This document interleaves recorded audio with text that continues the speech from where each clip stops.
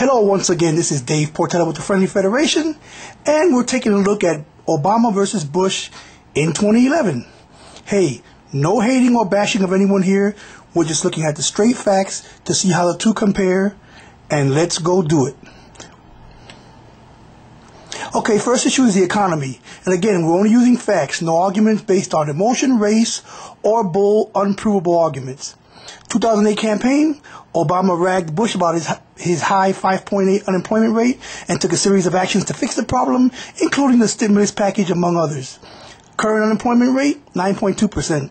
Again, in 2008 campaign, Obama ragged Bush about his $428 billion deficit as being too high and out of control.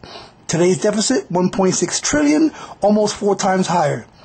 Unemployment rate in the Bush years, as you can see from 2001, 4.7, 5.8, 6.0, 5.5, 5.1, 4.6. Basically, usually between 4 and 5%. Highest deficit in the Bush years, $428 billion. Unemployment rate in the Obama years, hovering at 9%, and the highest deficit, which is right now $1.6 trillion, and will greatly increase when Obamacare kicks in. Conclusion: if you rag someone about these two issues, then take office, you make changes that result in both areas being far worse off in conditions, then you can't make the ridiculous claim that you're a victim of cleaning up a mess you inherited when elected. Bottom line is, Obama's own plan and actions have failed. Blaming the president of the past is equivalent to calling us completely stupid. Bush is the winner on this one, and easily so. Next issue, Commander-in-Chief, military. Again, we're only going to use facts, no arguments based on emotion, race, or bull, unprovable arguments. The surge.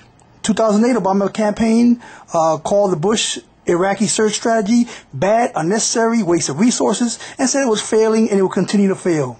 Hey, it ended up working out great, and it's the reason why that war is pretty much going to come to an end. Obama used almost the same strategy in Afghanistan, even using General Petraeus to implement it, which is the same guy Bush used in Iraq. Item 2, war prisoners in Guantanamo Bay, Gitmo. 2008 campaign, Obama really ragged Bush about the prisoners at Gitmo, the military tribunals, saying this way of handling it was poor, and he vowed to change it by closing Gitmo and stopping the military tribunals. Guess what? In 2011, he canceled the closing of Gitmo and resumed the tribunals because he couldn't figure out what to do with these prisoners of war.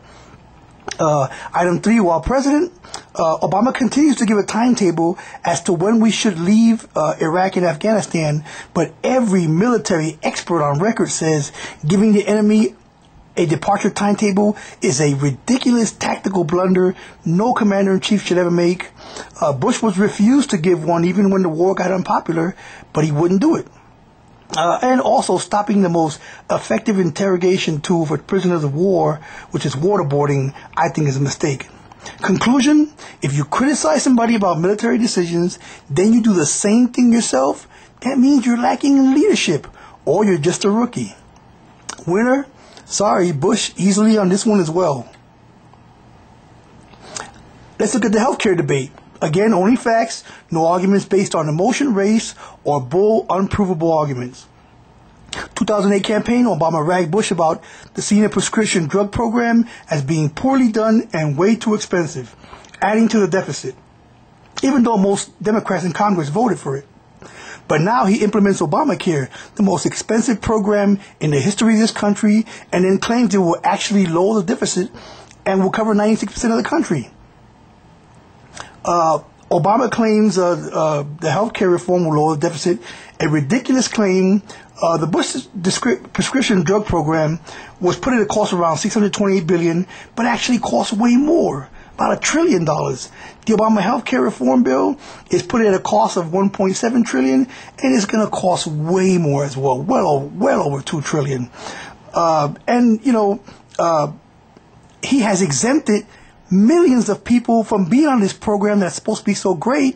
So how is it going to cover 96% of the country? The conclusion is every big program in the history of our government has cost way more than claimed, and that's because it just can't work. Even the very simple cash for clunkers car bailout overran its costs. The U.S. government, and I mean both parties, is unable to accurately predict the cost of any big program because the cost claims are political and are designed to gain support for their side, not actually designed to be an honest cost assessment.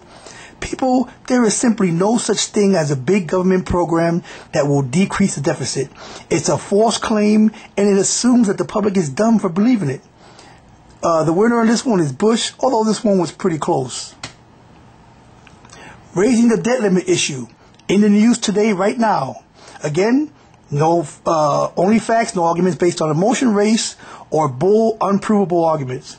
Obama quote this month, "I cannot guarantee Social Security checks will go out on August 3rd if this issue isn't resolved, because there simply may not be enough money in the coffers to do it." Ladies and gentlemen, this statement is 100% lie. Any politician, government official, or news reporter who repeats this claim is an absolute 100% unequivocal liar and using fake scare tactics, which is really low life to scare seniors this way. Saying that we may default on the national debt is also a ridiculous lie.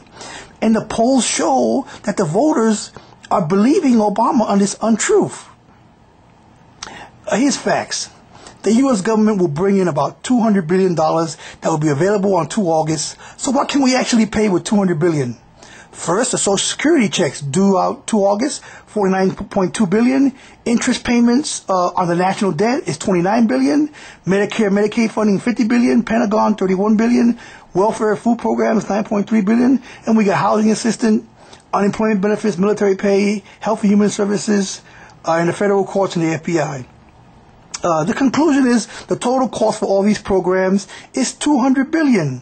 President Obama has exact control about making these payments, and he doesn't require anybody's approval. So his claim about potentially not being able to make Social Security payments is a lie. The media should say this 1,000 times and eliminate this low life tactic designed to scare seniors that the public is believing, and it's wrong. It's just a lie. The winner, Bush, on this one, as he faced this debt ceiling issue, but he didn't go that low and try to use those kind of scare tactics. Final facts on Obama versus Bush. Again, only facts, no arguments based on emotion, race, or bull, unprovable arguments. This month, Obama blames Republicans for the debt crisis and for not having yet reached an agreement on his debt ceiling, which I'm sure they will. But the current polls show that Obama is winning this argument. But it's foolish and it's wrong. He's not right on this argument, and the media is aiding Obama.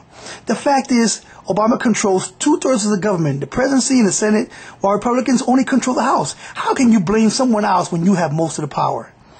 Item 2. Prior to 2010, Obama controlled all 3 branches of the government and had 100% unopposed power to raise the debt ceiling, cut spending, or raise taxes to the so-called wealthy if he wanted to. Hey, he pushed through Obamacare when none of the Republicans wanted it because he had total control.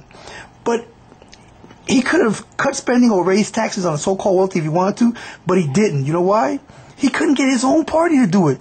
And Obama's own new budget had no cuts for 2011 and was increasing spending. So the only reason we're even talking about the issue of cutting the budget is because voters threw out 63 Democrats in the House on that exact issue and voted in Republicans. Hey, my purpose of this blog is only to increase intellectual integrity in the political world. I'm a Puerto Rican New Yorker living near St. Louis who cares about my community. This is not hating. I'm not being a big Bush fan or anti-Obama. I just want facts. If we support someone based upon emotional, racial, or political reasons instead of actual facts, then we become the reason our government is so bad, and we become the biggest part of the problem. We must maintain intellectual integrity to keep our country great. Hey, go to my website, friendlyfederation.com. On there, it was designed to help people talk about money, talk about things. There's some fun things there. Hey, check it out. Take care. Have a blessed day.